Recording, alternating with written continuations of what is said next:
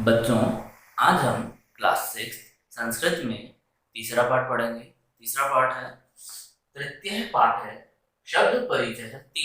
ये हमारा तीसरा पाठ है। इसमें नपुंसकलिंग शब्दों का प्रयोग किया गया है। हमारे 2 पाठ पूर्ण हो चुके हैं। पहला पाठ था शब्द परिचय भाग 1, जिसमें पुल्लिंग शब्दों के बारे में पढ़ा था हमने। दूसरा पाठ था शब्द परिचय भाग 2, जिसमें स्त्रीलिंग शब्दों के बारे में पढ़ा था। ठीक है। अब हमारा तीसरा पाठ आ रहा है शब्द परिचय 3, जिसमें हम नपुंसकलिंग शब्दों के बारे में पढ़ेंगे। नपुंसकलिंग शब्द कौन से होते हैं? वे शब्द जिनका हम एक वाक्य बनना है। वाक्य निर्माण पर पुल्लिंग में जिस प्रकार कि जब भी हम उसका एक साधारण सा वाक्य बनाते थे तो क्रिया में ता आता था, जैसे जाता, खाता, पीता, इस तरह से। और स्त्रीलिंग शब्दों में खाती, जाती, पीती, इस तरह से ती आता था। नपुंसकलिंग शब्दों में ना ही ता का आता है, ना ही ती आता है क्रिया के साथ। हम इसका जब साधारण वाक्य निर्माण करते हैं तो उसमें ता और ती नहीं आता है। जैसे मैं यहाँ से एक उदाहरण लेता हूँ, नारियल, नारी के लंग नारियल। इस नारियल का उदाहरण लेके देखते हैं। अगर हम इसका कुछ साधारण सा वाक्य में, यह नारियल है, मेरे हाथ में मान लीजिए एक नारियल है, तो उसके लिए क्या बोलेंगे? यह नारियल है। यहाँ पे क्रिया नहीं आएगी हमारे पास। क्रिया नहीं है तो उसमें ता और ती की आवश्यकता नहीं होगी। ठीक है, ये आपको समझ में आया होगा। अब हम आते हैं बच्चों किस पे? शब्द पे। जिस प्रकार पुल्लिंग शब्द तीनों वचनों में अलग अलग चलते थे, उसी प्रकार स्त्रीलिंग भी चलते थे। इसी प्रकार नपुंसकलिंग शब्द जो होंगे, एक वचनम, द्विवचनम और बहुवचनम में उसके भी शब्द चलेंगे। देखिए, मैंने यहाँ पे फलम शब्द, फलम यानी फल, फल को लिया है। एक वचनम में होगा बच्चों फलम, द्विवचनम में हम उसे बोलेंगे फले, बहुवचनम में हम बोलेंगे फलाने। ठीक है, तो शब्द रूप को एक साथ बोलते हैं, फलम, फले, फलाने। तो ये हुए हमारे एक नपुंसकलिंग शब्द को हम तीनों वचनों में किस प्रकार बोलते हैं। ठीक है, अब हम चलते हैं सर्वनाम शब्द के। सर्वनाम शब्द कौन कौन से हैं? ये है और वह है। अभी हमारे पास यही सर्वनाम शब्द आ रहे हैं, तो इन्हीं की बात करते हैं। सर्वनाम शब्द ये है, यह है यानी जो हमारे पास हो, उसके लिए हम यह का प्रयोग करते हैं। वह यानी जो हमारे से दूर हो, हम इशारा करके बोल सकें, उसके लिए हम वह का सर्वनाम शब्द का प्रयोग करते हैं। ये आप सब जानते हैं। तो यहाँ पर भी हम सर्वनाम शब्द ये है और वह की बात करेंगे। अगर कोई चीज, कोई नपुंसकलिंग चीज हमारे पास है, तो हम यह में एक वचन में उसे बोलेंगे एतत्, द्विवचन में उसे हम बोलेंगे, अगर कोई दो चीजें नपुंसकलिंग की हमारे पास है तो एते, और खूब सारी नपुंसकलिंग चीजें हमारे पास है तो एतान। ठीक है, उसी प्रकार वह शब्द, वह अगर एक वचन में है तो तत्, द्विवचन में है तो ते, और बहुवचन में है तो तानि। ठीक है, हम इसका प्रयोग करेंगे। तत्, ते, तानि। कौन सा? वह तो, जब दूर की चीज हो। ठीक है, देखिए, संज्ञा शब्द जो फलम था उसे मैंने तीनों वचनों में लिखा है। यहाँ से हम किसी भी शब्द को, ये मैंने 21 शब्द लिखे हैं संस्कृत के, ऐसे शब्द जिनको संस्कृत में क्या कहा जाता है और उनका हिंदी अनुवाद क्या होता है। ठीक है, इनमें से अगर हम कोई सा भी लें तो उसको भी इनके अनुसार लिख सकते हैं। जैसे मैं लेता हूँ यहाँ से गृहम, पहला शब्द ही लिया मैंने बच्चों, गृहम।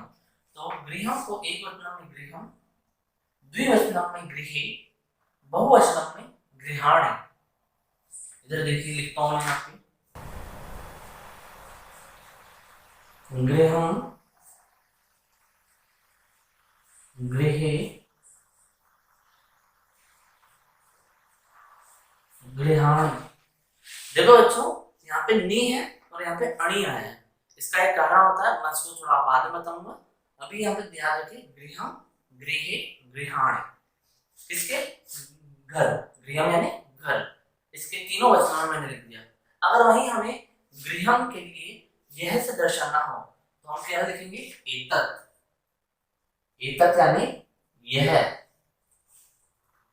गृह, दो घर है, उनको हमें यह से दर्शाना हो तो ये दोनों बोलते हैं हिंदी में, तो ये दोनों के लिए संस्कृत में आएगा एते।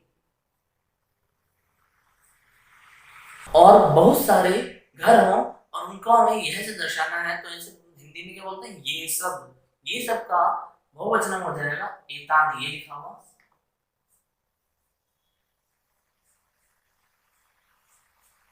ठीक है ना, आया होगा आप लोगों को समझ में। अगर वही हम कहीं दूर खड़े हुए हैं और इशारा करके बोले वह का प्रयोग करके बोले तो विहम की जगह क्या आ जाएगा तत्, एक वचनम में, द्विवचनम में आ जाएगा ते, बहुवचनम में आ जाएगा तानि। ठीक है, ये आपको समझ में आया होगा कि एक घर के लिए गृहम, दो घरों के लिए गृह और बहुत सारे घरों के लिए गृहाणी आता है। ये आप लोगों को समझ में आया होगा और ऐसे सर्वनाम शब्द होते हैं। अब हम बात करते हैं कि फलाने में यहाँ पे नी आया और गृहाणी में यहाँ पे अणि आया, ये ऐसा क्यों है बच्चों? ये होता इसलिए है कि यदि किसी शब्द में र, श या री की मात्रा आ रही हो तो जो न होता है वह अणि में परिवर्तित हो जाता है। क्या कहेगी? र आ रहा हो, श आ रहा हो या फिर री से ऋषि की मात्रा आ रही हो तो जो न होता है वो अणि में परिवर्तित हो जाता है। देखो यहाँ पे री की मात्रा आ रही है, गृह, री की मात्रा आ रही है इसलिए न जथा अणि में परिवर्तित हो गया। एक और उदाहरण बताता हूं, पुष्प। एक वचन में होता है बच्चों पुष्पम, द्विवचन में होता है बच्चों पुष्पे और बहुवचन में होता है बच्चों पुष्पाणि।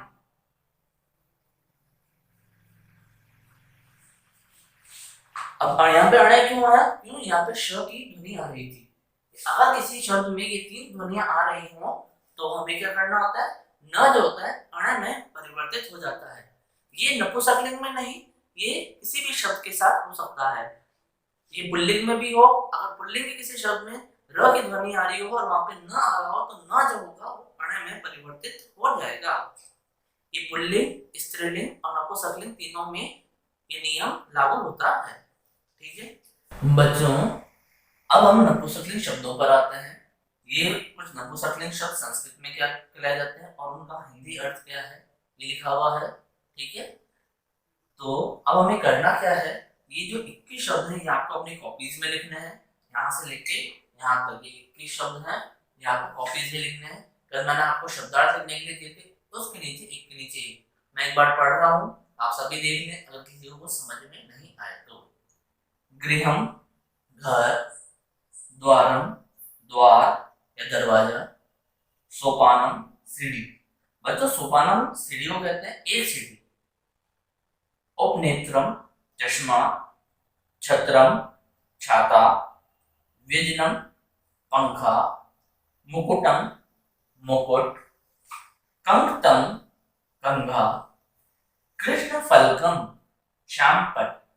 कृष्ण फलकम श्यामपट हिंदी में कहा जाता है, यानी इंग्लिश में हम इसे ब्लैक बोर्ड कहते हैं। ब्लैक बोर्ड दिख रहा है आप लोगों को, इसे संस्कृत में कृष्ण फलकम।